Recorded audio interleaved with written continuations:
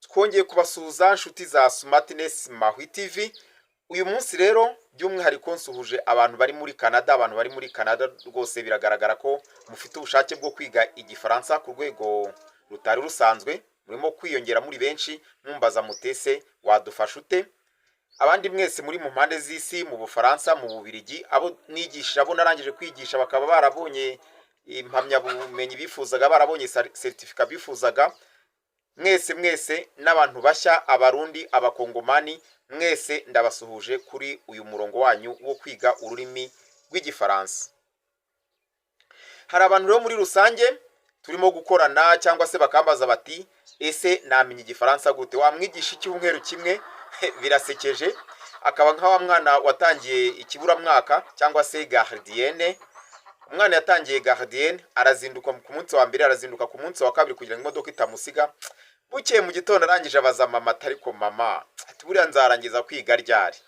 Nyine aramureba kubera ko arangije, umwana aribwo agitangira ishuri, araseka ati mwana wanjye, ati humura rwose, aturi hafi kurangiza. Umwana agira imbaraga arakomeza. Ariko ubwo nagira ngo mbwire muri rusange, hari abantu batangira kwiga igifaransa ku wa mbere, ku wa kabiri, ku wa gatatu, ku wa gatandatu akumva ko yahita amenya ururimi. Ntago bibaho. Kwiga ururimi ibanga mbere na mbere ni ukuruha umwanya. Reka mbibanyuriremo muri makeya nihuse kugira ngo ntaza gukereza umwanya w'isomo. Ni ukuruha umwanya, yewe na setting ukora muri telefone yawe. Kora ku buryo telefone yawe ibintu byose biri bwiyandikemo ubibona mu gifaransa. Nujya kureba komedi ubanza uyirebe mu gifaransa, ujye kureba komedi zindi z'ikinyarwanda nyuma, ariko ibintu byawe byose banza ubisettinge mu rurimi rw'igifaransa. Bwa mbere ntuzabyumva, ariko buriya c'est pas pour rien. C'est pas pour rien parce que kuriya umwana atangira yumva ururimi, y'umwana kivuka murabizi ko abatavuga, ariko kuriya atangira abyumva ujya kubona ukumva mu minsi mike arahamagara ati mama, papa, aravuze. Wamubwira uti genda, ukabona umwana aragiye, nuko yabyumvisha. Kandi yari umwana muto utanatekereza. Nawe rero kuriya ibintu byakunyuze mu matwi, kuriya wagerageje kuvuga usubiramo, niyo nzira yo kubimenya. Hari ikindi, hari ukuntu twiga forme negative cyangwa se tukiga conjugaison. Watondagura imwe ukayikora neza, watondagura iya kabiri ukayikora neza, uti bitwagiye ukumva utakongera kubirebaho. Ntabwo uba wabifashe. Gufata ikintu bisaba kugifata cyane ku buryo biza muri automatisme. Ku buryo niba ari gushyira muri forme negative, ubivuga utabanje gutekereza ngo ndibuka ngo dufata ngo ne, ngo tugateranyaho pa, ngo ukabanza gukekeranya. Hari ubutarabifata.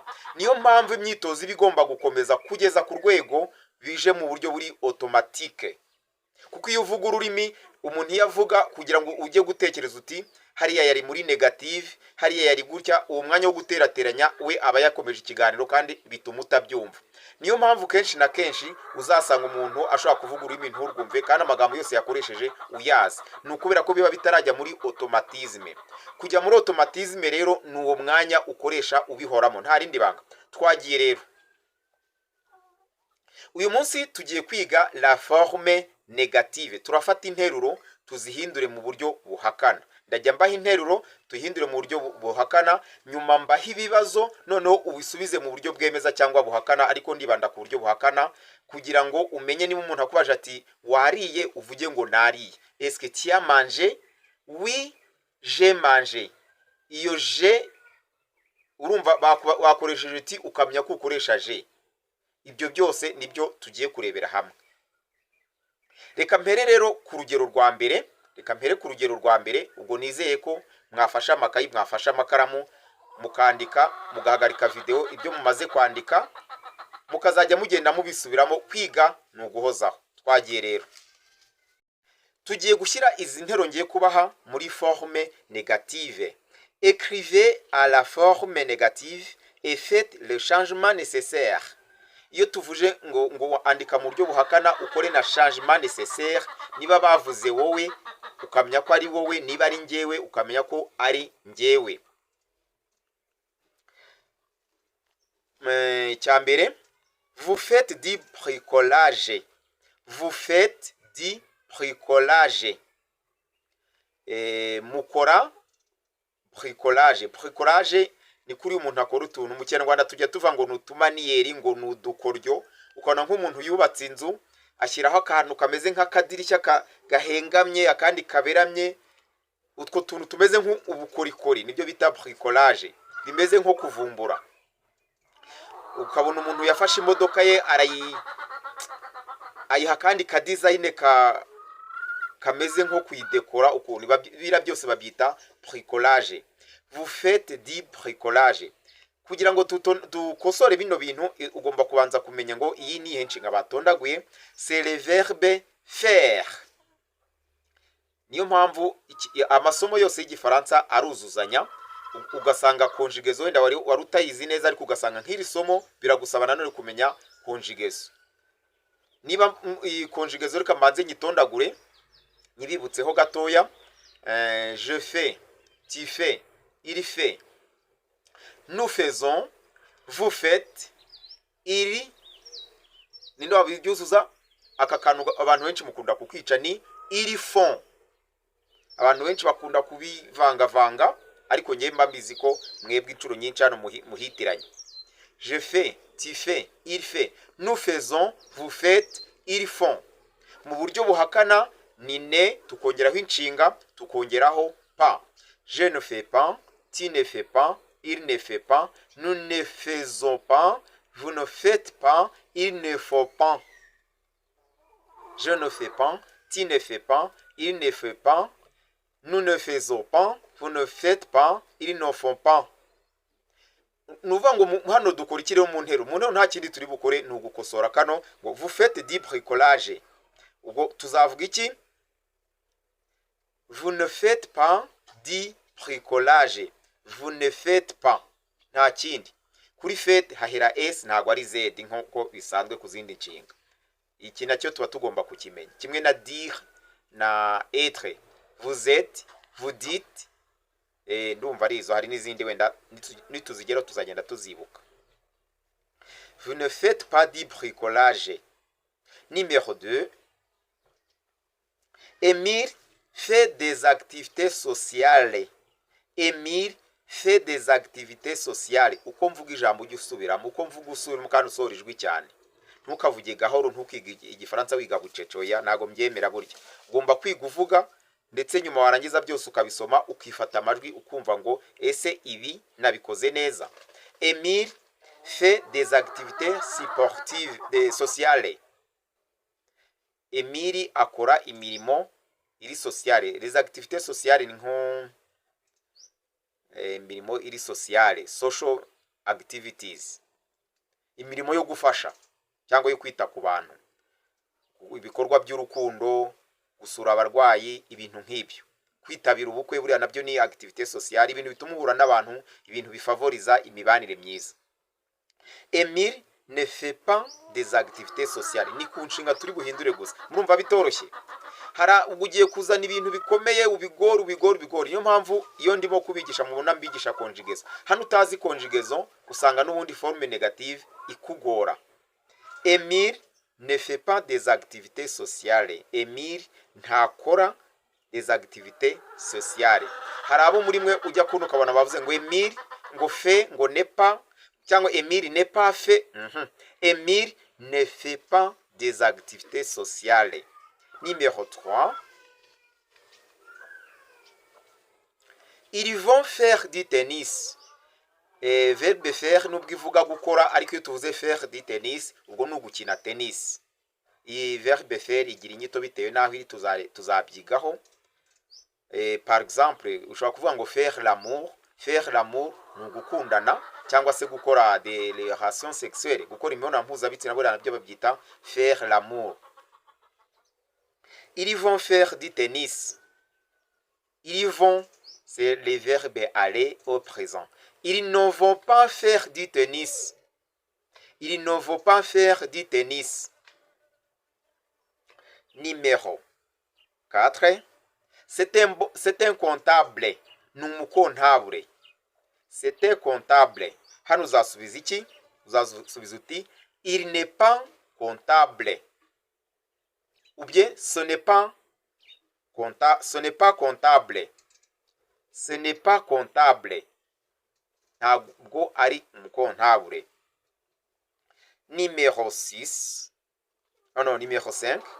Nous faisons de la bicyclette.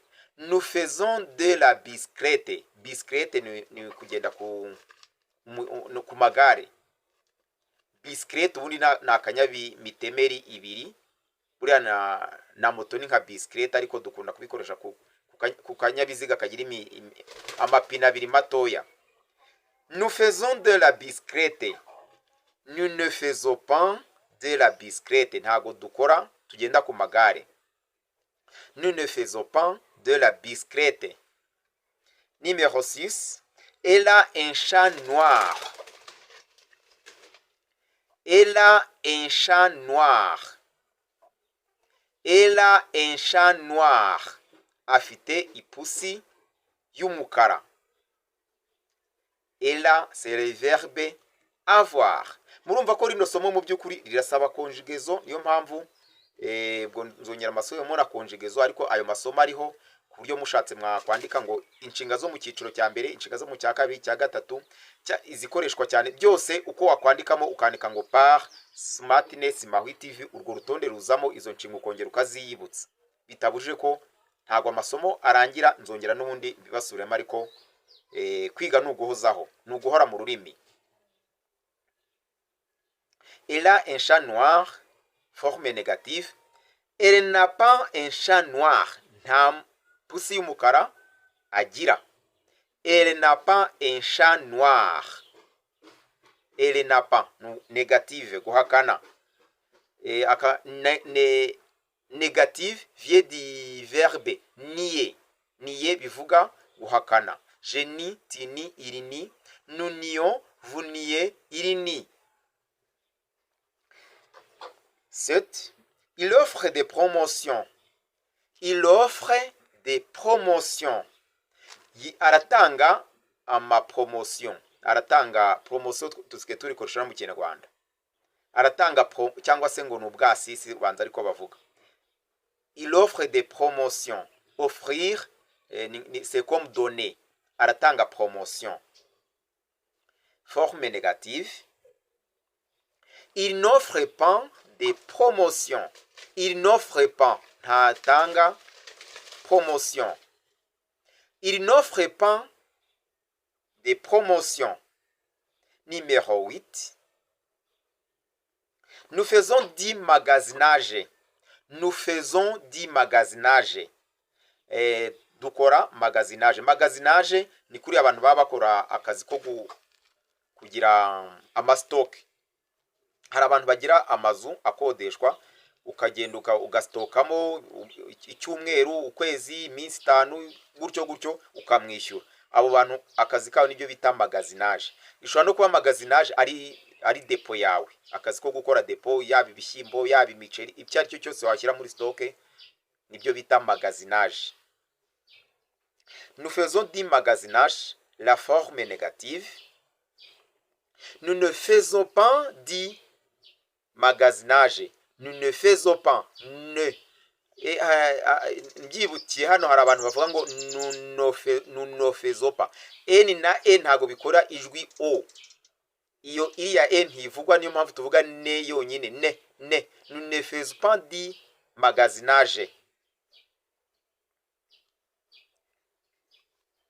Numéro 9. Tu es une violoniste. Tu es une violoniste. Un violoniste ni umucuranzi cyangwa se ni umunyamuziki ukoresha instrument, igikoresho cy'umuziki bita violon.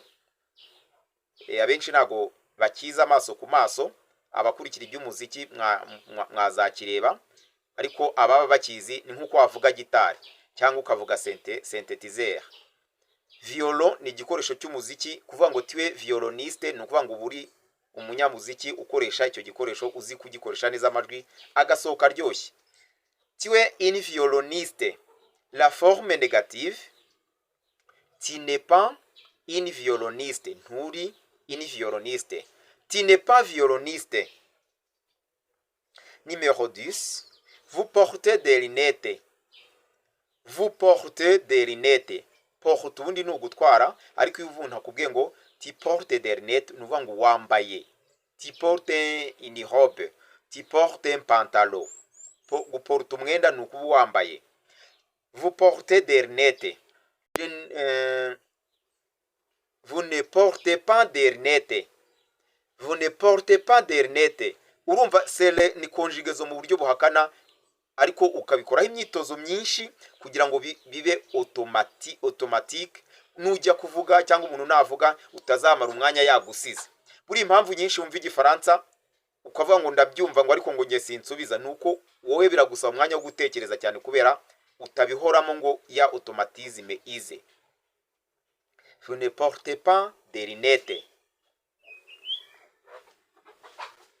Il est un acrobate, c'est numéro 11. Il est un acrobate. Un acrobate ni wa muntu ukora udukino tw'amakrobasi. Umwe yigereka ku wundi nk'abantu 10 bakigereka, umwe yigonda yikoramo umuheto, undi asimbuka gute, nko mu Rwanda bazi kwa Karirosi, ngira ngo ibyo ngibyo murabizi nibo bita abakrobasi. Un acrobate ni uwo muntu rero ukina uwo mukino. Il est un acrobate. Forme négative. Tu n'es pas un acrobate. Ntabwo uri umwacrobate, ntabwo ukina uwo mukino. Tu n'es pas un acrobate. Numéro 12. Elles aiment dire. Elles aiment dire. Akunda amata. No, bakunda ni benshi. Elles aiment dire. Forme négative. Elle n'aime pas dire. Elle n'aime pas dire. Ne, kongeraho inshinga kongeraho pa. Elle n'aime pas dire. Numéro 13. Vous portez un pantalon. Vous portez un pantalon. Mwambaye ipantaro. Vous ne portez pas un pantalon. Vous ne portez pas un pantalon. Vous ne portez pas un pantalon. Ntabwo mwambaye ipantaro. Ubwo mushobora kuba mwambaye robe, mushobora kuba mwambaye n'ibitenge n'ibindi. Elle préfère le vin rouge. 14. Elle préfère le vin rouge. Akunda divayi itukura. Wa muvinyo utukura murawuzi. Préférer ubundi ni uguhitamo. Elle préfère le vin rouge. Akunda vin itukura. Forme négative, c'est-à-dire elle ne préfère pas le vin rouge. Elle ne préfère pas le vin rouge. Akunda divayi itukura. Numéro 15. Nous sommes des enseignants. Nous sommes des enseignants. Turi abarimu. Nous sommes des enseignants. Turi abarimu.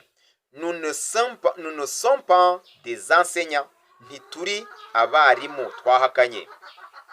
Nous ne sommes pas des enseignants.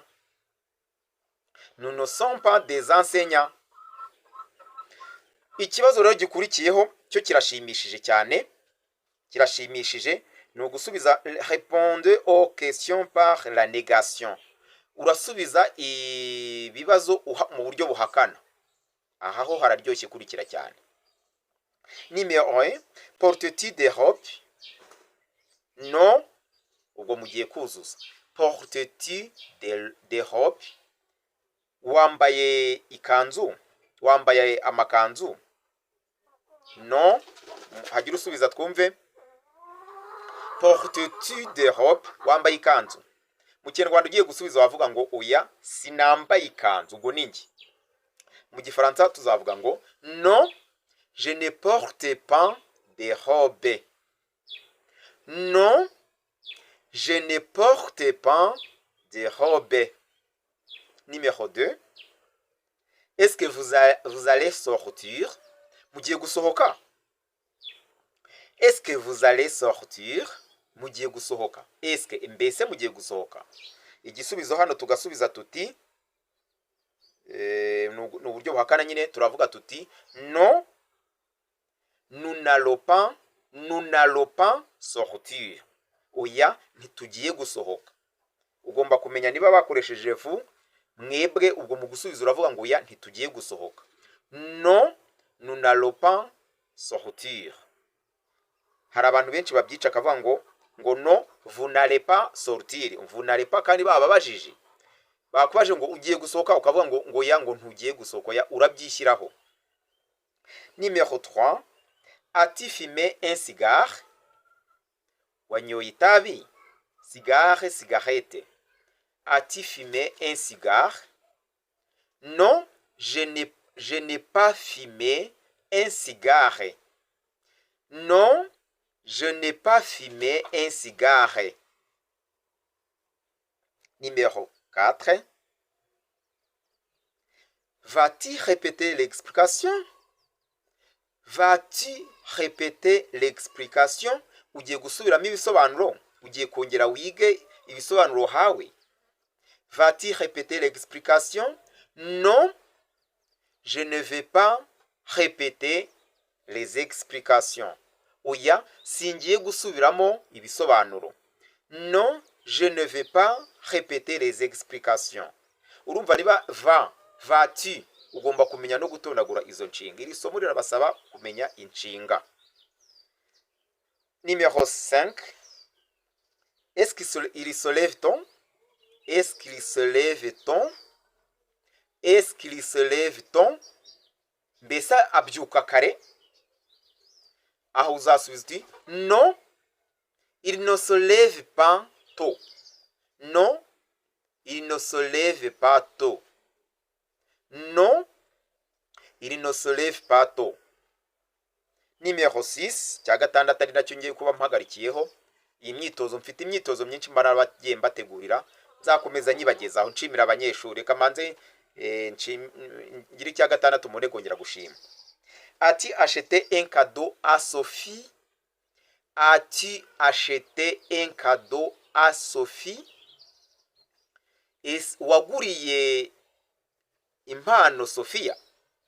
Hari impano waguriye Sophia? As-tu acheté un cadeau à Sophie? Bakubaje wasubiza ngo iki? Wavuga uti non, je n'ai pas acheté un cadeau à Sophie. Non, je n'ai pas acheté un cadeau à Sophie. Hari abanyeshuri bo muri segonderi barimo kwitabira amasomo tunyuza hano. Bamwe banyandikiye message bambwira bati urimo uradufasha cyane, baciye mu gikari. Mwese abantu mwanshimiye, nanjye ndabashimiye. Mwese abantu mukomeje kushyiraho like, mwese namwe ndabashimiye. Abantu bakomeje kudufasha mu buryo bwose mutuma channel yacu igera kuri benshi. Mwese ndabashimiye. Mbibutsa ko dufite iyindi channel yitwa Shishoza TV rimwe yigisha ibintu ityaza ubwenge. Mujyeyo banyeshuri banjye, mukande like, mukore subscribe kugira ngo ayo masomo ajye bageraho kure ku gihe, kandi mumfashe kugeza channel kure igere ku bantu benshi. Tuba twateguye amasomo biba byadufasha umwanya, igihe na amafaranga. Namwe rero mujye mudushyigikira, turabibasabye. Naho utaha ku masomo mukomeza kudusaba turiteguye. Umunyeshuri wanjye w'umukecuru uri muri Canada nawe rwose namusuhuze mukecuru wanjye. Merci de nous avoir suivis. À la prochaine occasion. Au revoir.